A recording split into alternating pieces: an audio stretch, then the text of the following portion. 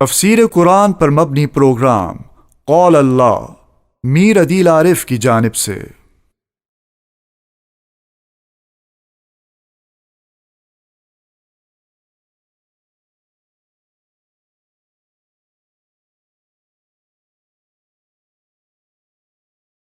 بسم اللہ الرحمن الرحیم۔ پروگرام قال اللہ میں آج ہم سورہ زمر کا چھٹا رکوع ترجمے اور تفسیر کے ساتھ پڑھیں گے۔ اپنی پرانی ترتیب کے مطابق سب سے پہلے اس چھٹے رکوع کا لفظی ترجمہ ہوگا اور اس کے بعد اس کی مختصر جیسی تفسیر ہوگی۔ اعوذ باللہ من الشیطان الرجیم، بسم اللہ الرحمن الرحیم۔ قل، کہہ دیجئے، یا عبادی، اے میرے بندو، الذین اسرفوا علی انفسہم، وہ بندے جنہوں نے ظلم کیا، زیادتی کی اپنی جانوں پر، لا تقنطوا من رحمت اللہ، مایوس مت ہو اللہ کی رحمت سے، ان اللہ یغفر الذنوب، بے شک اللہ بخشنے والا ہے گناہ، جمیعاً سب کے سب، انہ هو الغفور، بے شک وہی تو ہے بخشنے والا، الرحیم، وہی تو ہے رحم کرنے والا۔ وَأَنِيبُوا إِلَىٰ رَبِّكُمْ، اور رجوع کرو اپنے رب کی طرف، وَأَسْلِمُوا لَهُ، اور اس کی تابعداری کرو، من قبلی، اس سے پہلے، أَن يَأْتِيَكُمُ الْعَذَابُ، کہ آ جائے تم پر کوئی عذاب، ثُمَّ لَا تُنصَرُونَ، پھر تمہاری کوئی مدد نہ کی جائے گی۔ وَاتَّبِعُوا، اور پیروی کرو، احسنا، اس بہترین چیز کی، ما انزل الیکم، جو تمہاری طرف نازل کی گئی، من ربکم، تمہارے رب کی طرف سے، من قبلی، اس سے پہلے، ان یأتیکم العذاب بغتہ، کہ آ جائے تم پر کوئی عذاب اچانک، وانتم لا تشعرون، اور تمہیں احساس بھی نہ ہو، ان تقول نفس، کہ کہنے لگے کوئی جان، کوئی نفس، یا حسرتا، ہائے افسوس، علی ما فرطت، اس کوتاہی پر جو میں نے کی، فی جنب اللہ، اللہ کے حضور میں، وَإِن كُنْتُ لَمِنَ السَّاخِرِينَ، اور بے شک میں تو مذاق اڑانے والوں میں سے تھا۔ او تقولا، یا کہے نفس، لو ان اللہ ہدانی، اگر اللہ مجھے ہدایت دیتا، لَكُنْتُ مِنَ الْمُتَّقِينَ، تو البتہ میں ہو جاتا پرہیزگاروں میں سے۔ او تقولا، یا کہے گا نفس، حین تر العذاب، جب وہ عذاب کو دیکھے گا، لو ان لی کرۃ، اے کاش میرے لیے دوبارہ لوٹنا ہوتا، فاکون من المحسنین، پس میں ہو جاتا نیکوکاروں میں سے۔ بلا، کیوں نہیں، قد جاءت کا آیاتی، بالتحقیق تیرے پاس آئی تھی میری آیتیں، فکذبت بہا، سو تو نے اسے جھٹلایا، واستکبرت، اور تو نے تکبر کیا، وکنت من الکافرین، اور تو تھا کافروں میں سے۔ ویوم القیامت، اور قیامت کے دن، ترا، تو دیکھے گا، الذین، ان لوگوں کو، کذبوا علی اللہ، جنہوں نے جھوٹ باندھا اللہ پر، وجوہہم مسودہ، کہ ان کے چہرے سیاہ ہوگے، الیس فی جہنم مثوی، کیا نہیں ہے جہنم کے اندر کافی ٹھکانہ، للمتکبرین، تکبر کرنے والوں کے لیے۔ وینجی اللہ الذین، اور اللہ بچائے گے، نجات دے گے ان لوگوں کو، اتقوا، جو بچے، جنہوں نے تقوی اختیار کیا، بمفازتہم، ان کے بچاؤ کی جگہ کے ساتھ، لا یمسہم السوء، نہ پہنچے گی ان کو کوئی برائی، ولا ہم یحزنون، اور نہ وہ غمگین ہوگے۔ اللہ خالق کل شیء، اللہ خالق ہے ہر چیز کا، وہو علی کل شیء وکیل،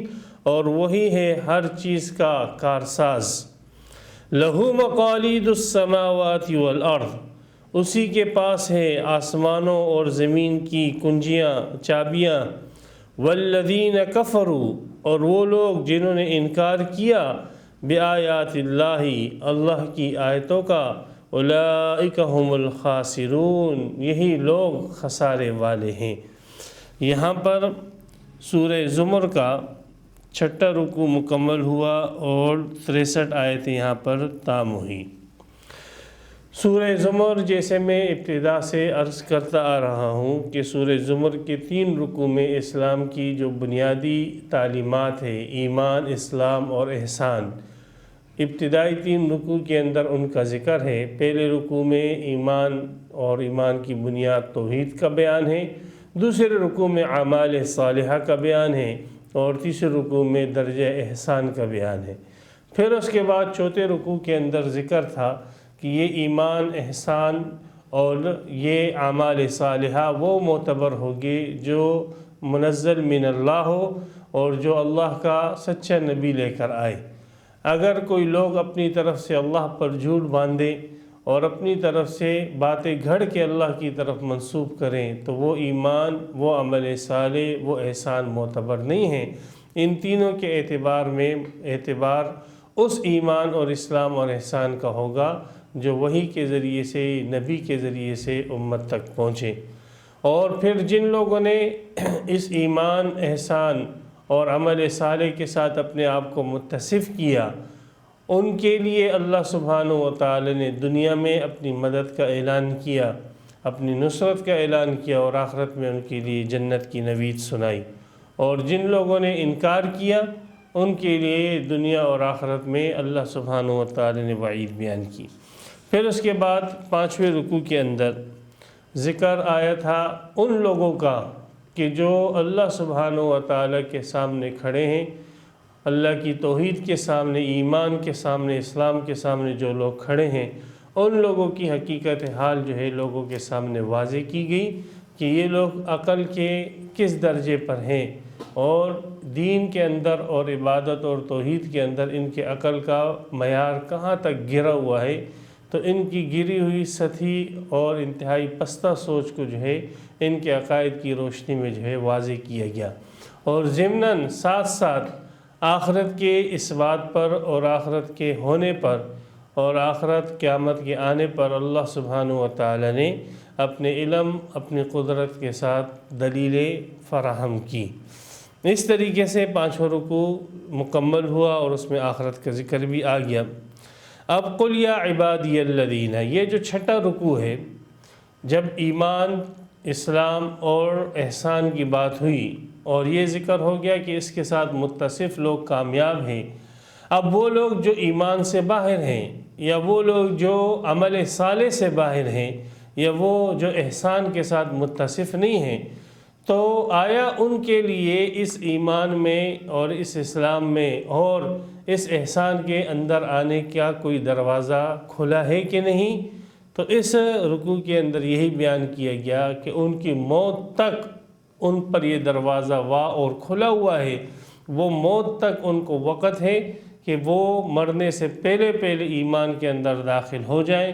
مرنے سے پہلے پہلے عمل صالح کے ساتھ متصف ہو جائیں، احسان کے ساتھ متصف ہو جائیں، تو یہ کمی وہ اپنی موت تک پوری کر سکتے ہیں۔ ان کے پاس وقت جو ہے وہ موت تک ہے، اور سابقہ زندگی میں، کفر کی زندگی میں جو ان سے کمی ہوئی ہے، جو ان سے کوتاہیاں ہوئی ہیں، اس ایمان کی وجہ سے اللہ سبحانہ و تعالی ان کے تمام کفریات کو معاف کر دیں گے اور ان کے تمام گناہوں کو معاف کر دیں گے۔ تو اللہ سبحانہ و تعالی نے اس رکوع کے اندر ان لوگوں کے لیے کہ جو ان کے ساتھ متصف ہونا چاہتے ہیں، ایمان، عمل صالح کے ساتھ متصف ہونا چاہتے ہیں، لیکن فی الحال وہ مومن نہیں، یا فی الحال وہ نیک لوگ نہیں، فاسق ہیں، تو ان کے لیے اللہ سبحانہ و تعالی نے رجوع کا ایک طریقہ بتلایا، ایک ذریعہ بتلایا کہ مایوس مت ہو، تم لوگوں نے جتنی بھی نافرمانی کی، تمہارے پاس ابھی بھی وقت ہے، تم اللہ کی طرف لوٹ سکتے ہو۔ اگر ایک شخص ہے 100 سال وہ اللہ کی نافرمانی کرتا ہے، کفر کی زندگی گزارتا ہے، مرنے سے کچھ دیر پہلے وہ مسلمان ہو جاتا ہے، تو اس کے 100 سال کے سارے گناہ اس ایمان کی برکت سے ختم ہو جاتے ہیں۔ تو یہ اللہ سبحانہ و تعالی نے اس آیت کے اندر یہ فرمایا، قل، کہہ دیجئے، نبی اکرم صلی اللہ علیہ وسلم سے حکم ہے کہ آپ اعلان کریں، یا عبادی الذین، اے میرے وہ بندو کہ جنہوں نے اسراف کیا، ظلم کیا، زیادتی کی اپنی جانوں پر، اس لیے کہ ان کی زیادتی کا اور اس کے ظلم کا اور اس کے گناہ اور کفر کا وبال خود ان کی اپنی جانوں پر پڑتا ہے۔ اگر سارے کے سارے انسان، جتنی بھی دنیا گزر چکی، جتنی قیامت تک آنے والی ہے، نبی اکرم صلی اللہ علیہ وسلم نے فرمایا یہ سارے مل کر اللہ کی نافرمانی کریں، اللہ کی الوہیت اور اس کی خدائی میں ذرہ برابر بھی کمی نہیں ہو سکتی۔ لہذا جو بھی یہ نہیں کرتے ہیں، ان کی نافرمانیوں کا وبال خود ان کی جانوں پر ہے۔ تو ان بندوں سے کہہ دو جنہوں نے اسراف اپنی جانوں پر ظلم کیا، لا تقنطوا من رحمت اللہ، مایوس مت ہو، اللہ کی رحمت سے مایوس مت ہو، بے شک اللہ یغفر الذنوب جميعا، سارے کے سارے گناہوں کو معاف کرنے والا ہے، اکٹھے معاف کرنے والا ہے۔ یہ بھی نہیں کہ آپ ہر گناہ کی الگ معافی مانگو، سارے کے سارے گناہوں کی آپ مجموعی طور پر معافی مانگو، اللہ آپ کے سارے گناہ جو ہے اکٹھے معاف کر دیں، بے شک وہ معاف کرنے والا، رحم کرنے والا ہے۔ تو اس آیت کے اندر اس ارحم الراحمین ذات نے اپنے گناہگار بندوں کے لیے، نافرمان بندوں کے لیے ایک اپنی رحمت کا مظہر دکھایا ہے، اور اپنی رحمت میں داخل ہونے کا ایک ان کو جو ہے راستہ دکھایا ہے، اور ان کو دعوت دی ہے کہ اللہ کی رحمت کی طرف آ جاؤ جس میں تمہارا ہی فائدہ ہے۔ اس میں اللہ سبحانہ و تعالیٰ کی اس بھیجی ہوئی آیت کے اندر اگر ہم غور کریں تو اللہ سبحانہ و تعالیٰ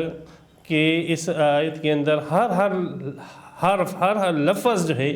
وہ ایسا ہے کہ جس سے اللہ کی رحمت اپنے گناہگار اور نافرمان بندوں کی طرف متوجہ ہونا ظاہر ہو رہی ہے۔ سب سے پہلے تو لفظ آئے قل،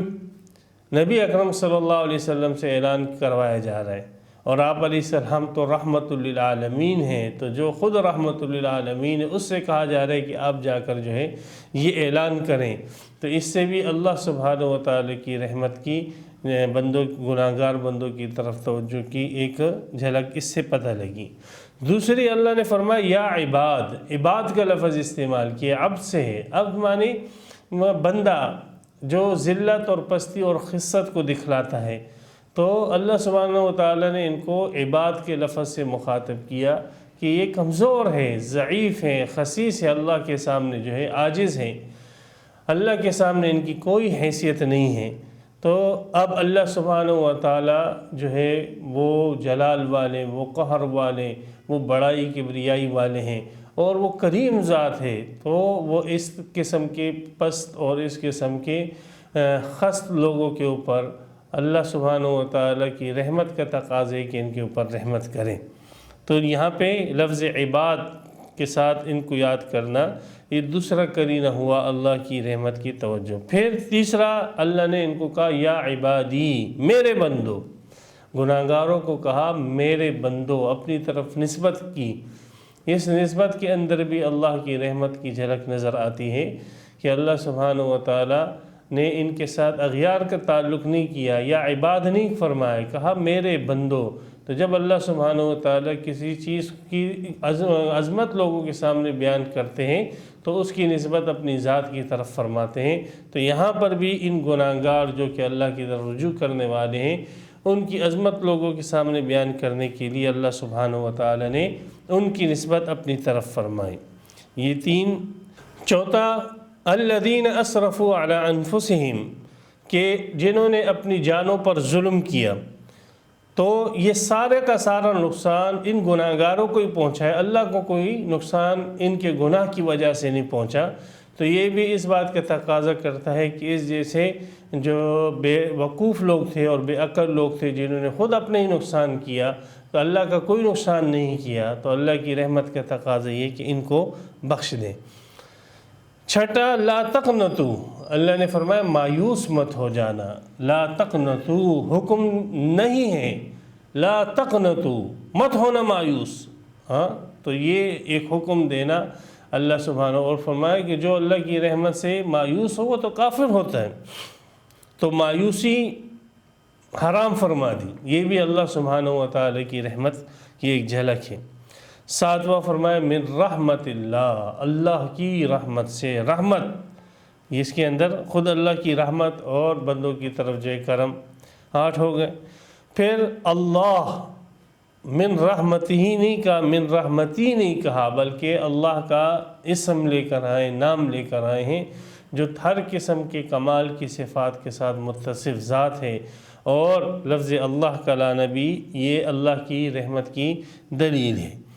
پھر ان اللہ لا یغفر، دوبارہ لفظ اللہ کو مقرر لے کر آئے، ورنہ انہو بھی کہا جا سکتا تھا۔ یہ بھی اس بات کی دلیل ہے کہ اللہ سبحانہ و تعالی ان گناہگار بندوں پر کس طریقے سے مہربان ہے۔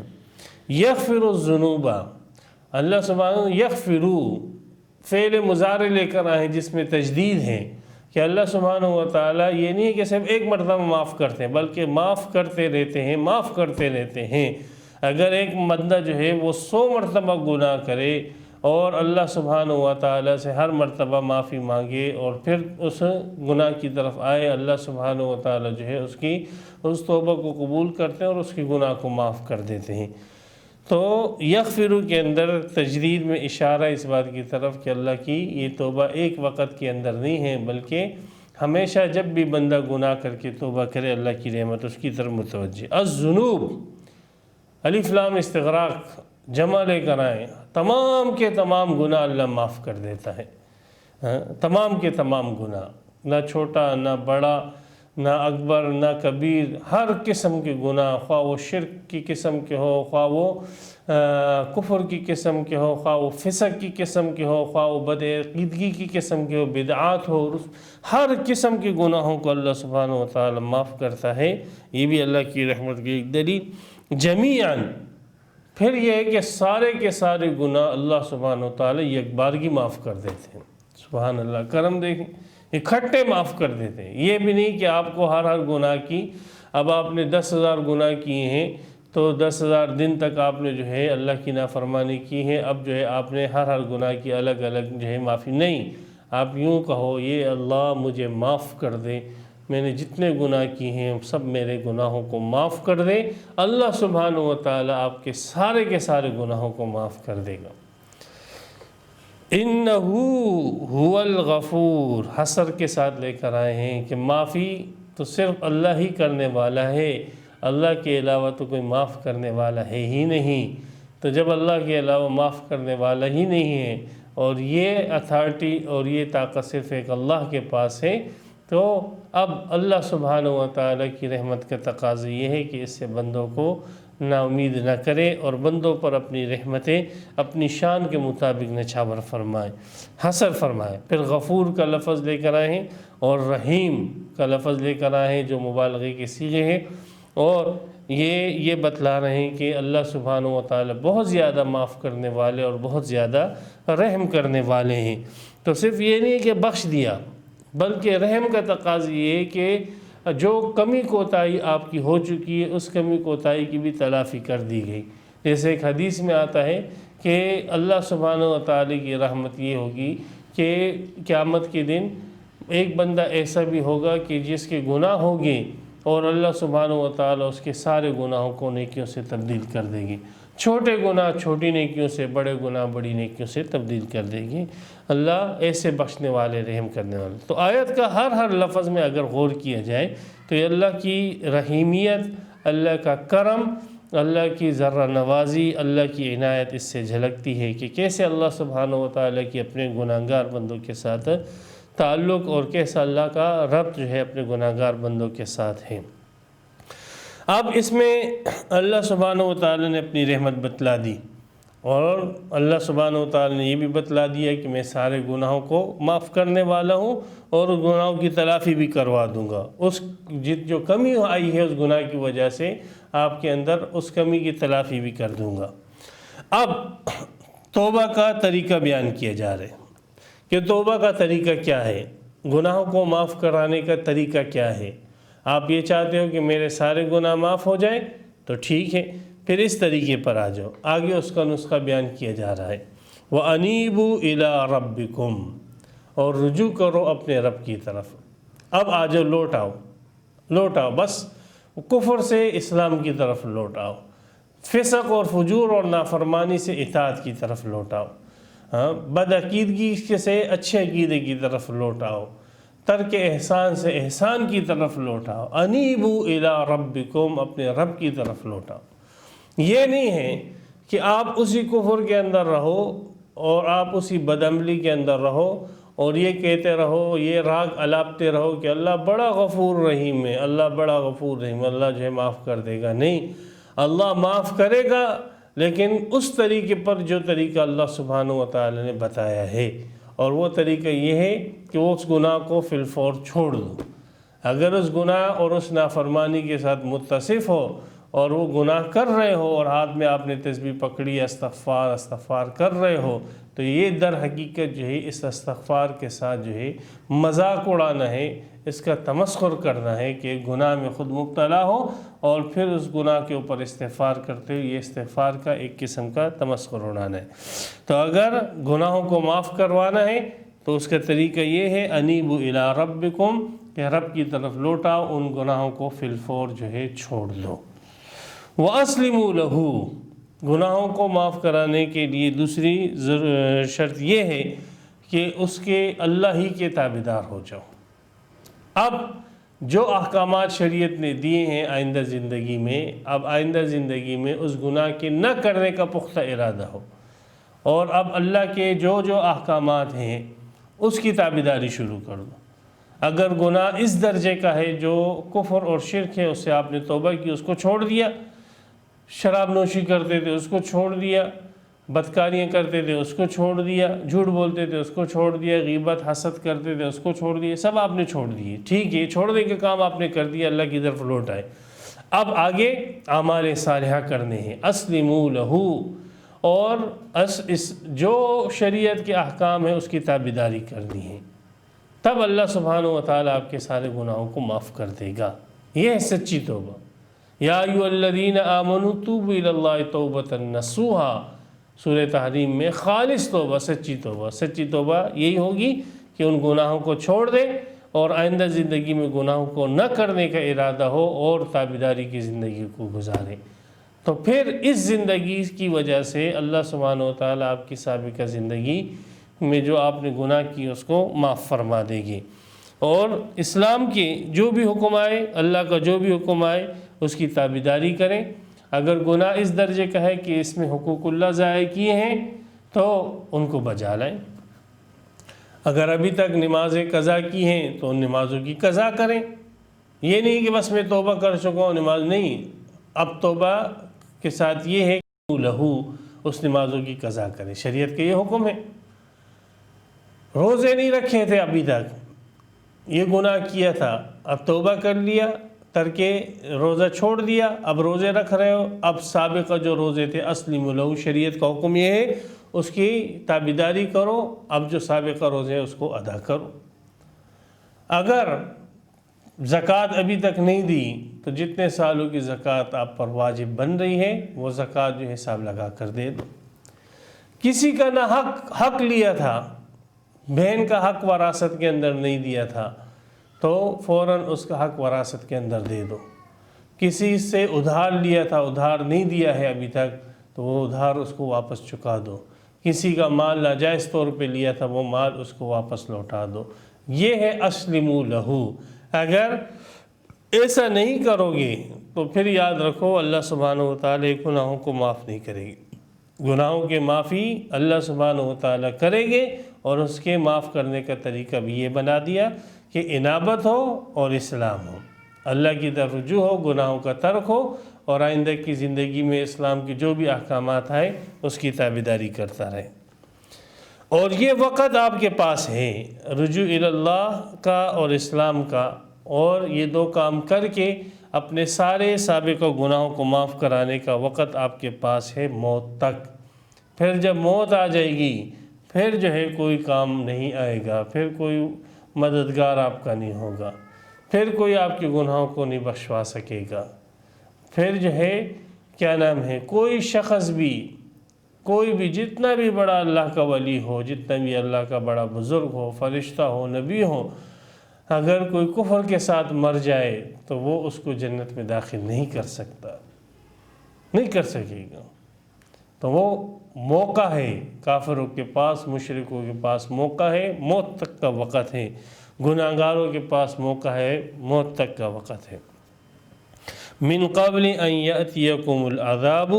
اس سے پہلے کہ آ جائے تمہارے پاس عذاب،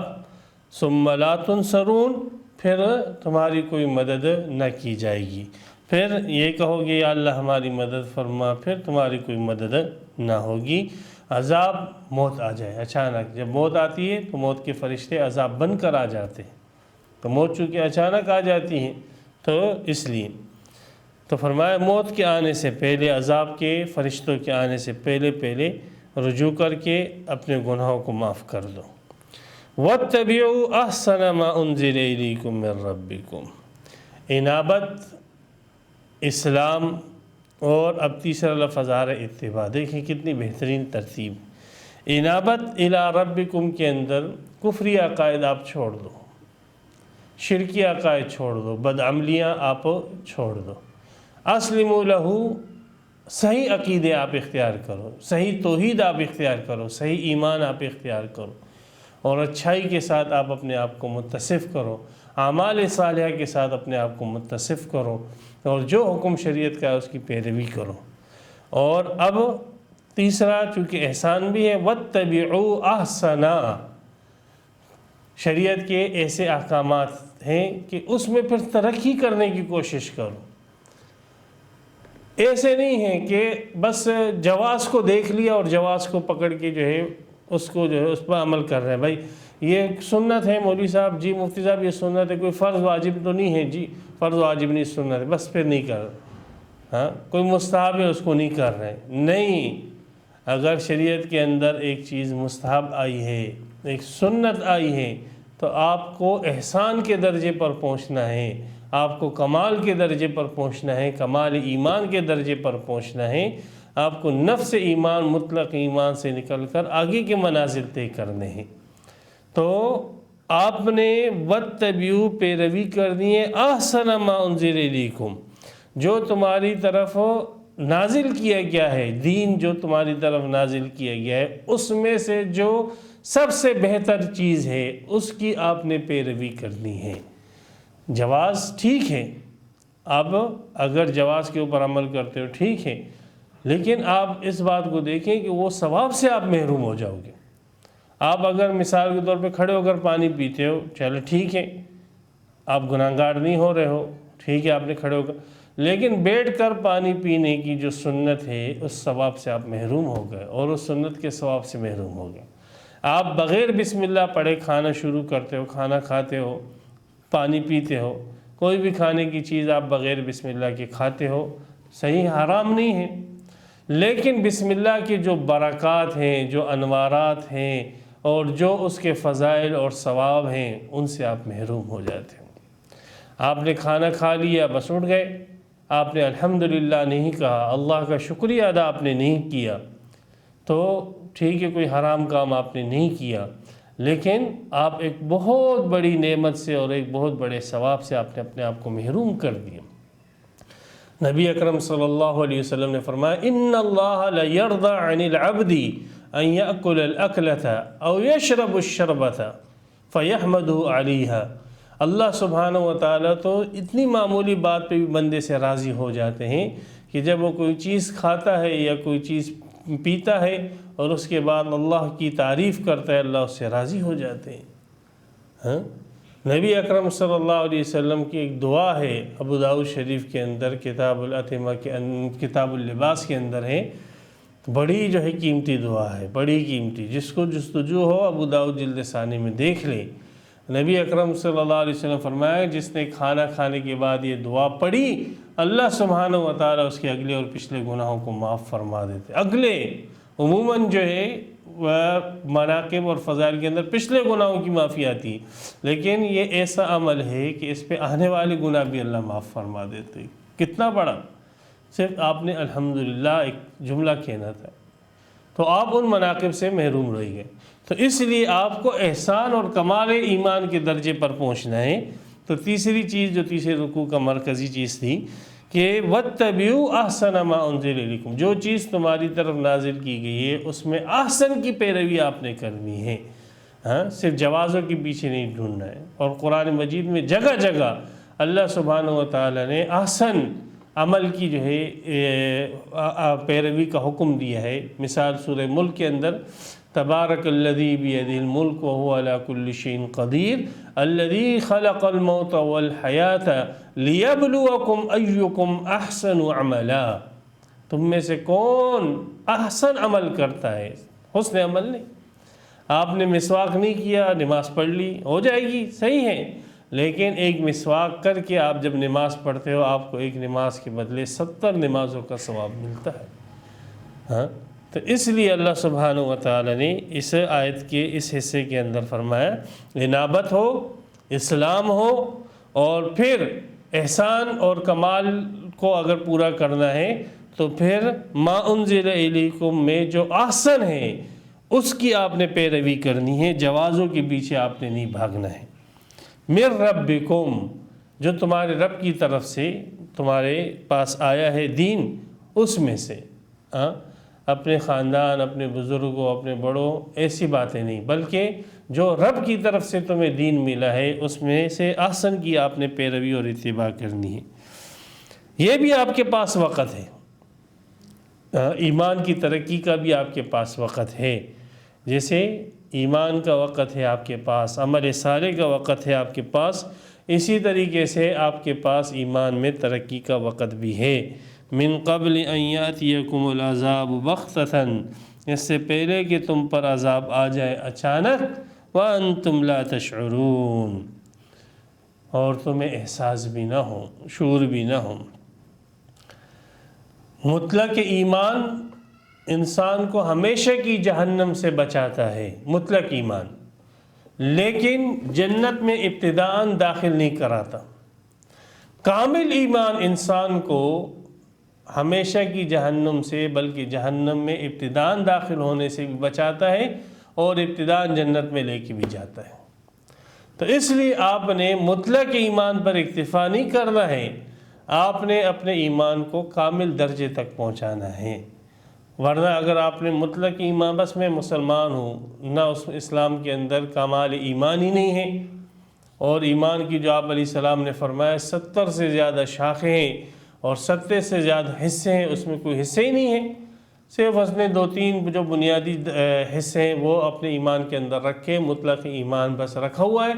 اور اس کو کمال کے درجے تک پہنچائے نہیں ہیں۔ تو یہ یاد رکھیں کہ ایسا ایمان آپ کو ہمیشہ کی جہنم سے تو محفوظ کر دے گا، لیکن ایسا ایمان آپ کو ابتداءً جنت میں لے کر نہیں جا سکتا، اور یہ ایمان جو ہے آپ کو ابتداءً ہمیشہ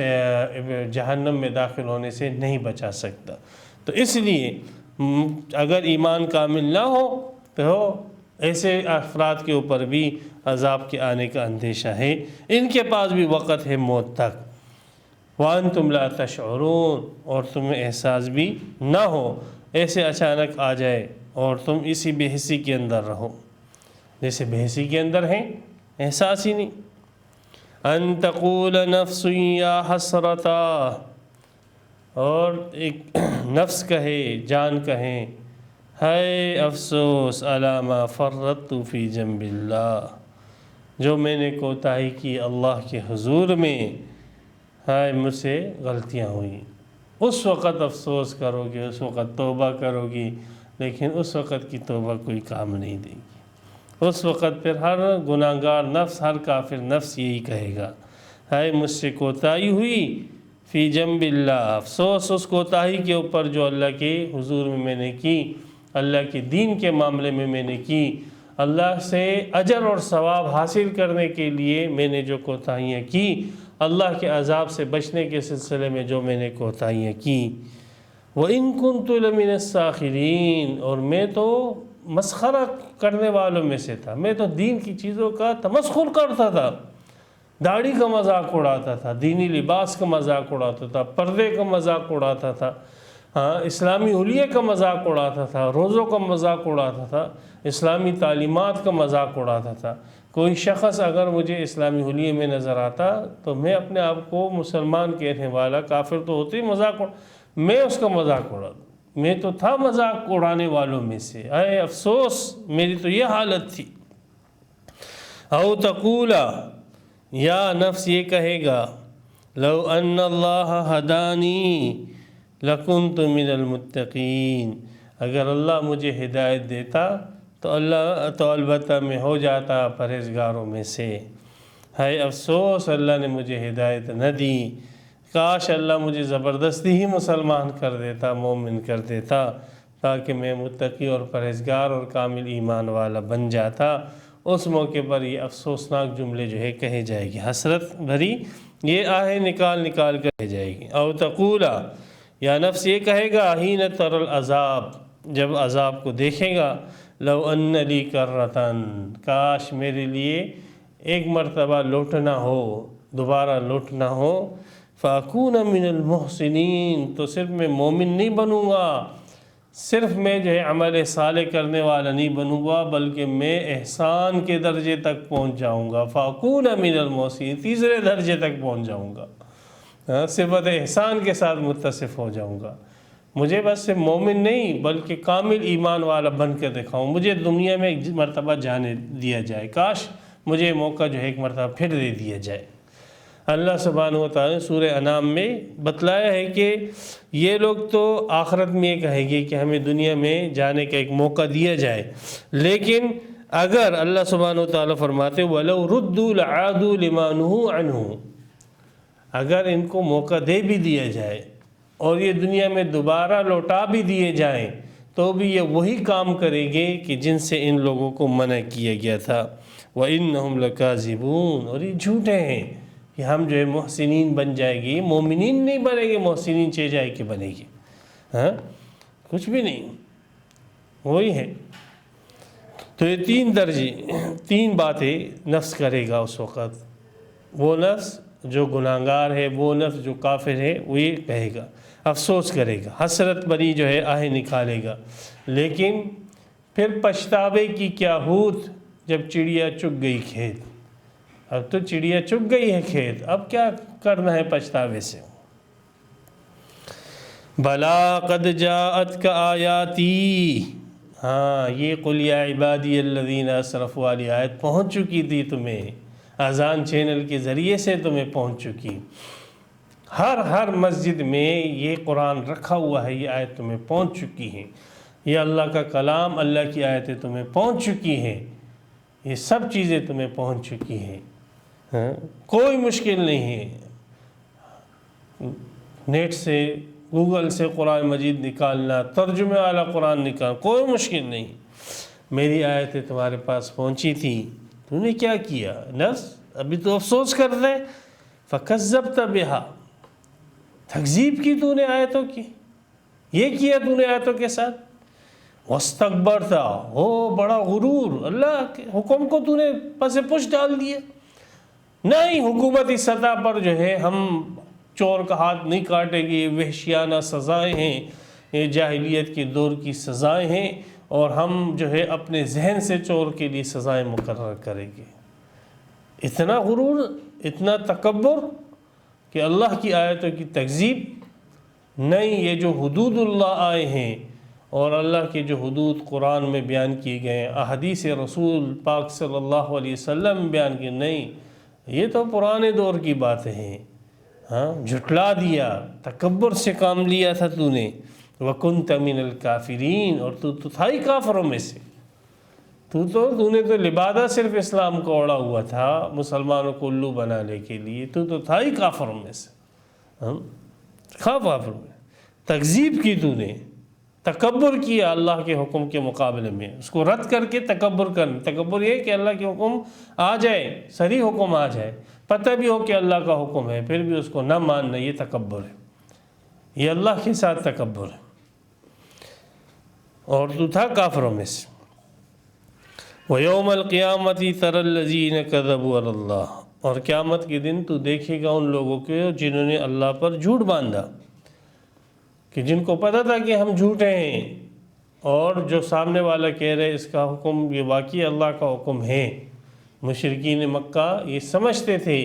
اور یہود اور نصارہ یہ سمجھتے تھے کہ محمد رسول اللہ حق ہے، سچ ہے، اور اس کا لائے وہ دین حق اور سچ ہے، لیکن اس کے باوجود وہ اپنے دین کو اللہ کا دین کہتے تھے اور رسول اللہ صلی اللہ علیہ وسلم کے دین کو جھٹلاتے تھے، یہ تکذیب علی اللہ ہے۔ جب وہ یہ کہتے ہیں یہ دین اللہ کی طرف سے نہیں جو محمد صلی اللہ علیہ وسلم لے کر آئے ہیں، تو یہ اللہ کو جھٹلانا ہے، اللہ پر جھوٹ باندھنا ہے۔ تو اس قسم کے لوگ جو کہ یہ سمجھتے ہیں کہ ہم جھوٹے ہیں اور اس کے باوجود وہ اللہ پر جھوٹ باندھتے ہیں، وجوہہم مسودہ، ان کے چہرے سیاہ ہو گئے، جو ان کے دلوں کی کالک ہے،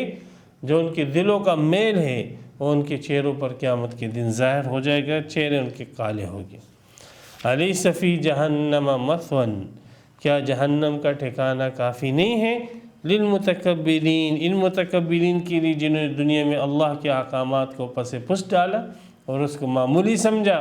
اور اپنے 2 ٹکے کی 2 پائی کی جو ہے عقل کو جو ہے عقل کی بات کو اس کے اوپر ترجیح دی۔ اس قسم کے متکبرین کے لیے بس جہنم ہی کافی ہے، وہی ان کا ٹھکانہ ہے، وہی ان کے رہنے کی جگہ ہے۔ وَيُنَجِّ اللَّهُ الَّذِينَ اتَّقَوْا، اور اس دن اللہ بچا دے گا ان لوگوں کو جنہوں نے تقوی اختیار کیا، اللہ کی تکذیب سے بچے، انہوں نے اللہ پر جھوٹ، اللہ کے حکم آ گیا تو اللہ پر جھوٹ باندھنے سے انہوں نے اپنے آپ کو بچایا۔ انہوں نے اللہ کے حکم کو سر اس کے سامنے تسلیم کیے، اللہ کے حکم کو انہوں نے سروں پر رکھا، اپنے جسموں میں داخل کیا، اپنے علاقوں میں، اپنے گھروں میں، اپنے معاشرے میں اللہ کا حکم لے کر آئے۔ تو جو لوگ اللہ پر جھوٹ باندھنے سے بچے، اللہ سبحانہ و تعالی اس قسم کے لوگوں کو نجات دے گا، بمفازتہم، ان کے بچاؤ کی جگہ کے ساتھ، ان کے بچاؤ کے ساتھ،